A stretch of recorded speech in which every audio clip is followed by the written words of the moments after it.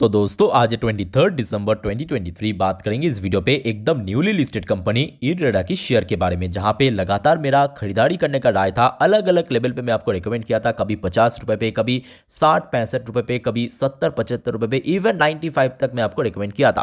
पर उसके बाद मैं आपको कहा था कि अभी थोड़ा वेट कर जाइए, क्योंकि शेयर ने बहुत ही शॉर्ट टाइम पे काफ़ी बढ़िया रिटर्न दे चुका था। उसके बाद जैसे ही शेयर स्टेबल होगा तब आप इन्वेस्ट कर सकते हो। और देखते देखते लास्ट 5 दिन की बात करें, ऑलमोस्ट शेयर दोस्त यहाँ पे स्टेबल है। जैसे कि आप देख सकते हो, मंडे से लेके फ्राइडे तक शेयर में कोई बहुत बड़ा मूवमेंट देखने को नहीं मिला। कभी ऊपर की तरफ 112-13, कभी नीचे की तरफ हमने देखा वही 104-5 के आसपास कंसोलिडेट करता हुआ नजर आया। तो बहुत अच्छी बात है, शेयर स्टेबल है। अब आज की डेट पे दोस्तों कुछ इंपॉर्टेंट लेटेस्ट न्यूज़ निकल के आया, जो कि आपके साथ में इसी वीडियो में कवर करेंगे। साथ में आपका आगे का रणनीति क्या हो सकता है इरेडा की शेयर को लेकर। क्या आपको इमीडिएटली इसी लेवल पे 109-10 रुपए के आसपास इन्वेस्ट करना चाहिए लॉन्ग टर्म के लिए, या बाद में शेयर जब और गिरेगा तब इन्वेस्ट करना चाहिए? तो चलिए सबसे पहले मैं आपको सीधा सीधा न्यूज़ के ऊपर लेके चलता हूँ। एक्चुअली आज की डेट पे दोस्तों कंपनी की एक बहुत इंपॉर्टेंट शेयर होल्डर के साथ कंपनी की कुछ बोर्ड ऑफ डायरेक्टर का मीटिंग था। उस मीटिंग के आउटकम निकला। तो सबसे पहले आप ये देख लीजिए, ये आज का अपडेट है। 23 दिसंबर 2023 को रात के 8:16 पे ये न्यूज़ आउट हुआ। इरेडा चीफ मतलब चीफ मैनेजिंग डायरेक्टर सीएमडी की तरफ से स्टेटमेंट दिया, और उन्होंने बहुत सारे यहाँ पे स्टेटमेंट दिया बहुत इंपॉर्टेंट, जो कि मैं समझता हूँ कि शेयर होल्डर को जानना जरूरी है। IREDA chief highlight financial visibility for emerging RE for renewal at 15 stakeholder meet. Actually ये जो मीटिंग है ना, ये लास्ट डे फ्राइडे के दिन हो गया था, बट इसके आउटकम आते आते दोस्तों आज हो गया। ठीक है, तो चलिए देख लेते हैं यहाँ पे नीचे आर्टिकल्स में क्या मेंशन किया। The chairman and managing director मतलब CMD of Indian renewable energy development agency limited यानी IREDA, Pradeep Kumar Das, reiterated the company's commitment to leading the charge in transforming new and emerging renewable energy RE technology into financial viable जो ventures.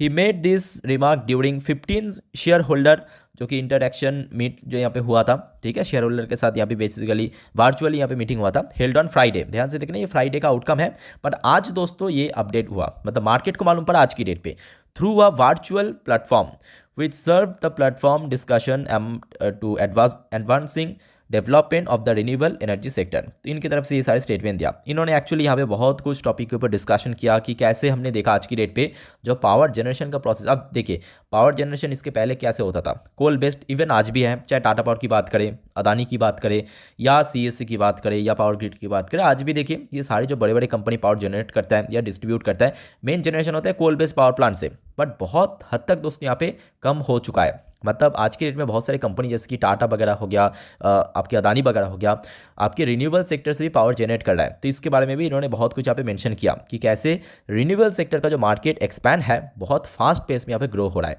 इसका और एक example मैं आपको देके रखना चाहता हूँ। ये कल का न्यूज़ है, पहले आप देख लीजिए, कल का 22 तारीख का न्यूज़ है। क्रिजिल बेसिकली एक बहुत बड़ा डोमेस्टिक रेटिंग एजेंसी कंपनी है। इनकी तरफ से रिन्यूएबल सेक्टर को कुछ इंपॉर्टेंट अपडेट आया, जैसे कि India powering ahead on renewable energy target. तो इनकी तरफ से मतलब इनकी जो मैनेजिंग डायरेक्टर है उनकी तरफ से ये स्टेटमेंट दिया, और भी कुछ यहाँ पे मेंशन किया। पहले आप देखिए, क्योंकि देखिए ये सारे न्यूज़ का ना मतलब इंपॉर्टेंस बहुत ज़्यादा है, मैं समझता हूँ। ये देखिए बाई 2032 तक यहाँ पे टारगेट दिया। ओवर हाफ ऑफ इंडियाज, अच्छे से पढ़ना, अच्छे से समझना चीज़ों को, over half of India's power generation is expected to be from renewable sources. अभी मैं आपको क्या कहा कि आज की डेट पे भले ही देखिए रिन्यूएबल सेक्टर में ग्रोथ हो रहा है, सब कुछ हो रहा है, सब कुछ ठीक ठाक है, but still coal based power plant से दोस्तों पावर जनरेट किया जा रहा है। और ये दोस्तों इनके अकॉर्डिंग, ठीक है, क्रिजिल की जो बोर्ड ऑफ डायरेक्टर के अकॉर्डिंग कि 2032 होते होते इंडिया का जो पावर जनरेशन का जो प्रोसेस है वो दोस्तों हाफ ऑफ इंडिया यहाँ पे आप देख सकते हो रिन्यूएबल बेस्ड हो जाएगा, जो कि मैं समझता हूँ एक तो बहुत बढ़िया रहेगा नेचर के लिए भी, मतलब नेचर की पॉइंट ऑफ व्यू से भी बहुत बढ़िया रहेगा।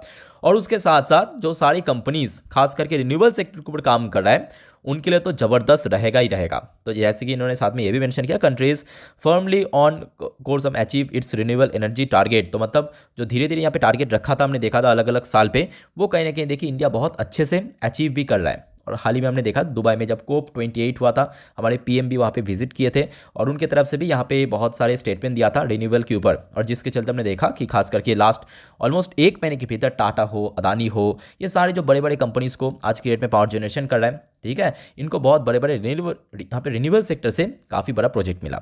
और नेक्स्ट इंपॉर्टेंट अपडेट आप देख लीजिए, इराडा जो कि हाल ही में हमने देखा था, जो कि प्लान किया था फंड रेज करने का 2000 करोड़, और उसमें दोस्तों जो 500 करोड़ का फंड रेज ऑलरेडी कर चुका है। ये जो फंड रेज है 500 करोड़ वाया बॉन्ड्स के ऊपर, ठीक है, बॉन्ड्स को जब कोई कंपनी फंड रेज करता है ना, वो हमेशा करंट वैल्यूएशन के ऊपर किया जाता है, जो कि इसके पहले भी मैं आपको काफ़ी बार समझा चुका हूँ। तो ये भी मैं बोलूँगा काफ़ी अच्छी अपडेट है। तो ये सारे न्यूज़ के चलते देखिए एक बात तो क्लियर है कि कंपनी की फ्यूचर बहुत ब्राइट है, बहुत ब्राइट है। भले ही आज की डेट में शेयर थोड़ा बहुत कंसोलिडेट करे, वो तो देखिए मार्केट का पार्ट है, कभी कंसोलिडेट करेगा, कभी तेज़ होगा, कभी गिरेगा, खराब न्यूज़ आने पे, कभी अच्छा न्यूज़ आ गया तेज़ हो गया, वो मार्केट का पार्ट है। बट लॉन्ग टर्म इन्वेस्टर्स के लिए मैं बोलूँगा एक ज़बरदस्त कंपनी है, बहुत बढ़िया वैल्यूएशन में मिल रहा है। खास करके देखिए आज की डेट में सरकार की बहुत ज़्यादा बैकअप हो रहा है, और ये एक लौती कंपनी है जो कि रिन्यूएबल सेक्टर को दोस्तों फाइनेंसिंग का काम करता है। बहुत लोग मुझे बोलेगा कि सर पीएफसी हो गया, आरईसी हो गया, ये सारी कंपनी, तो देखिए ये सारी कंपनी भी पावर सेक्टर, पावर जनरेशन के ऊपर बेसिकली अपने सर्विस प्रोवाइड करते हैं। बट ये कंपनी जो है आपकी इरेडा, ये कंप्लीटली रिन्यूएबल सेक्टर को करता है, मतलब दो अलग सेपरेट है, ठीक है, इसको मिक्स मत करना। आरईसी पीएफसी ये पावर सेक्टर के ऊपर, पावर जनरेशन के ऊपर नॉर्मली, और रिन्यूएबल सेक्टर के ऊपर सेपरेटली इरेडा ही करता है। इसमें कोई और कंपनी नहीं है, जो कि इसके पहले भी हमने देखा था कंपनी के एक बोर्ड ऑफ डायरेक्टर की तरफ से प्रॉपर क्लैरिफिकेशन भी दे दिया गया था कि यहाँ पे कोई खतरा नहीं है पीएफसी या आरईसी से। बाकी बात करें लास्ट डे यानी आपकी शुक्रवार के दिन, शेयर में काफ़ी अच्छा वॉल्यूम भी था और काफ़ी बढ़िया डिलीवरी भी देखने को मिला।